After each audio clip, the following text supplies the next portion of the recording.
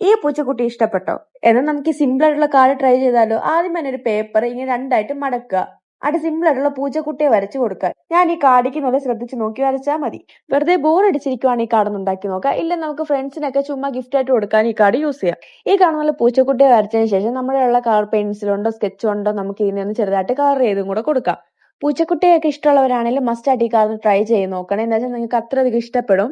നല്ല എന്തെങ്കിലും light shade sketch കൊണ്ട് ഇങ്ങനെ വരയ്ക്കുന്നതായിരിക്കും കുറച്ചുകൂടെ ബെറ്റർ. ഞാൻ ഇവിടെ ഒരു ഓറഞ്ചും യെല്ലോയും കൊണ്ടാണ് വരയ്ക്കുന്നത്.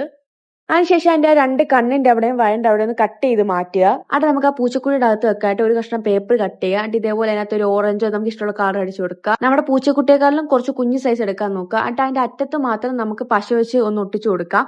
നിങ്ങളുടെ കയ്യിൽ ഗ്ലൂ സ്റ്റിക്ക് ആണ്, അത് കുറച്ചുകൂടെ നല്ലതായിരിക്കും. ഇൻ കേസ് ലിക്വിഡ് ആ കൈ ഇരിക്കുന്നതിലും കുഴപ്പമൊന്നുമില്ല. പക്ഷെ ഉള്ളി വെച്ചേക്കുന്ന പേപ്പറിലോട്ട് ഗ്ലൂ ആയിരുന്നാൽ മതി. ലാസ്റ്റ് ആയിട്ട് നമ്മുടെ കുഞ്ഞു പേപ്പറും കൂടെ വെച്ച് രണ്ട് കണ്ണും കൂടെ വരച്ചു കഴിഞ്ഞാൽ നമ്മുടെ പൂച്ചക്കുട്ടി റെഡി ആയിട്ടുണ്ട്. നിങ്ങൾക്ക് ഇഷ്ടപ്പെട്ട എന്തായാലും പറയുക, ലൈക്ക് ചെയ്യുക, സപ്പോർട്ട് ചെയ്യുക. നമുക്ക് അപ്പോൾ അടുത്ത വീഡിയോ ആയിട്ട് വരാം.